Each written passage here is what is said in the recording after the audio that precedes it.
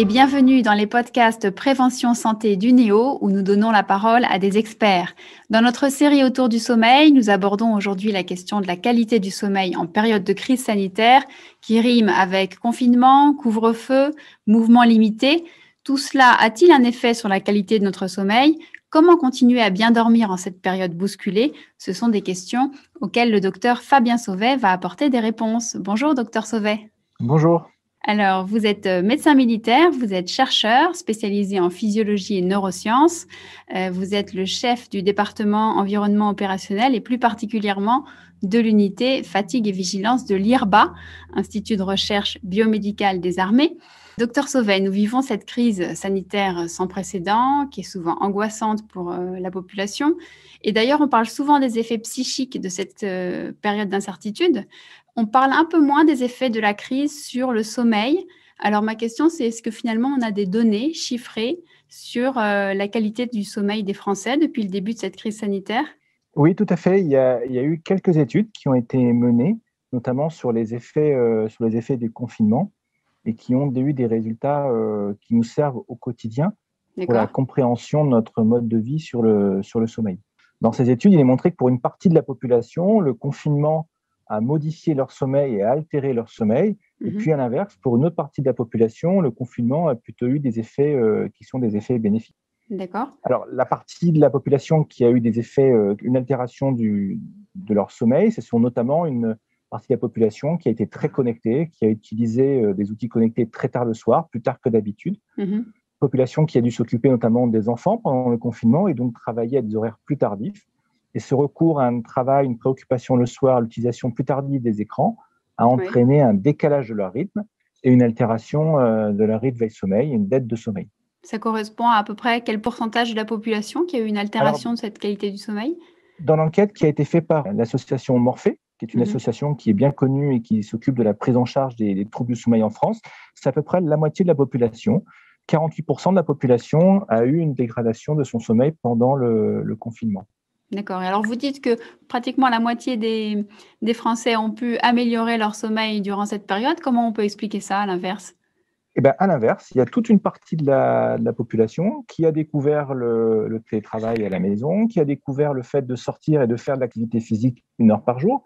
Et on a vu un nombre croissant de personnes pratiquer le footing, notamment la marche en extérieur, et qui ont découvert les bienfaits de cette marche, cette activité physique, parce que le fait de pratiquer une activité physique régulière, en plus à l'extérieur, s'exposer à la lumière, ça favorise le coucher le soir. Et puis, cette population qui a pu télétravailler a également été dans une situation où ils n'étaient pas obligés de se lever très tôt le matin pour aller travailler, de prendre les transports, donc a pu augmenter ainsi son temps de sommeil.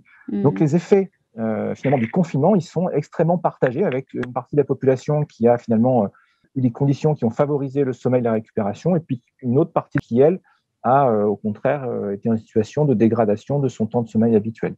Alors, si on regarde du côté des militaires, est-ce que là, vous avez observé un impact particulier du confinement sur leur sommeil ?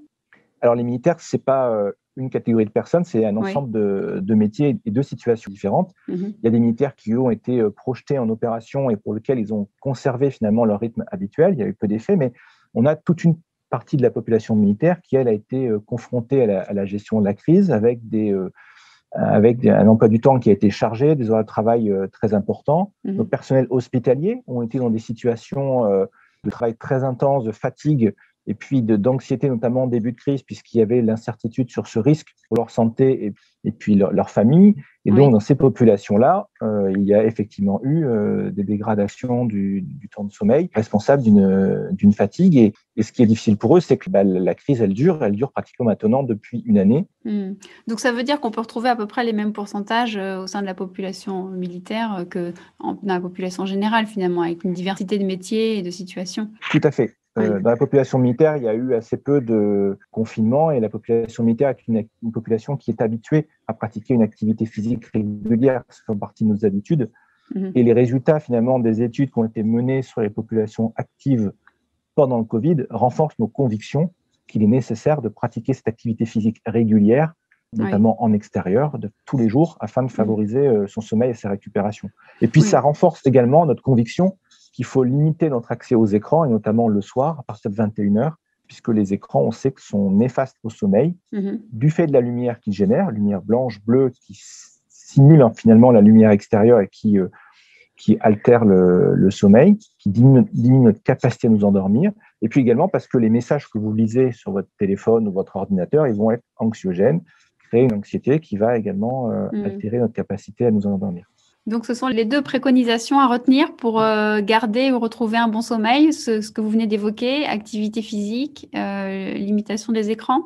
Il faut effectivement limiter l'accès aux écrans, renforcer l'activité physique, développer des stratégies qui nous permettent de limiter les effets de l'anxiété sur le sommeil. C'est ce que nous développons dans les armées avec les techniques dites d'optimisation du potentiel, qui notamment proposent des méthodes qui permettent de se relâcher, de focaliser son attention afin de favoriser son sommeil. Ça s'associe à toutes les autres stratégies que l'on met en œuvre pour favoriser son sommeil. Le fait de limiter les activités stimulantes ou excitantes le soir, le fait de limiter la consommation de caféine, en particulier en fin d'après-midi. D'accord. Une dernière question. Pensez-vous qu'il y aura des effets sur le sommeil des Français à moyen et à long terme ? Si la crise persiste, il y aura probablement effectivement des effets qui seront probablement durables, puisque c'est entre guillemets extraordinaire d'être comme ça confronté à une crise qui dure depuis maintenant pratiquement une année.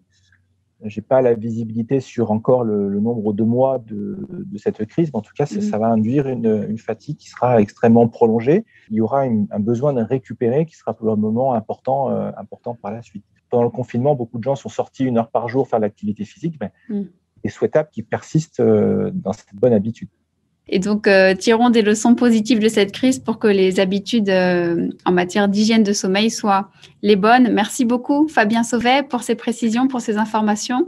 Merci à vous, chers auditeurs, de nous avoir suivis. Et je vous retrouve très prochainement pour un nouveau numéro autour du sommeil. À très bientôt. Au revoir. Au revoir.